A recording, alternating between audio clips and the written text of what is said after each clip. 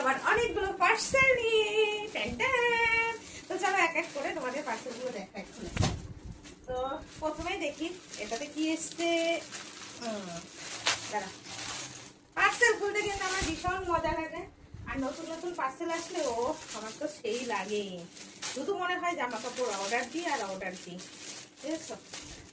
প্রত্যেক দিন যদি আমি নিত্য নতুন ড্রেস করতে পারতাম আমার ভীষণ ভালো লাগতো, কিন্তু কি আর করবো, নিজেটা রোজগার করি না। এই দেখো কি সুন্দর মাইরি ড্রেসটা। এটা একটা কুর্তি, জিন্সের সঙ্গে পরার জন্য বেশ ভালো এসছে না? আমার গায়ে হয়ে যাবে কিন্তু, দেখো গায়ে হয়ে যাবে। এগুলো জিন্সের সঙ্গে পরার জন্য দারুণ হয়েছে। এবার পরেরটা দেখায়,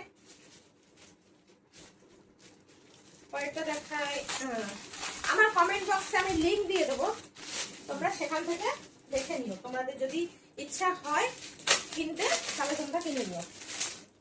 এটাও দেখো, wow very nice, pink pink, কি সুন্দর দেখো। এটা তোমরা জিন্সের সঙ্গে পরতে পারবে, কিংবা যে ফ্রক গুলো আছে না ফ্রকের সঙ্গে পরতে পারবে। দারুণ লাগছে, আমার কিন্তু হেভি পছন্দ হয়েছে। এটা খুব সুন্দর, দুটো দুটো ড্রেসই আমার খুব পছন্দ হয়েছে। এখন হচ্ছে এইটা খুলবো, এইটা কি দেখি।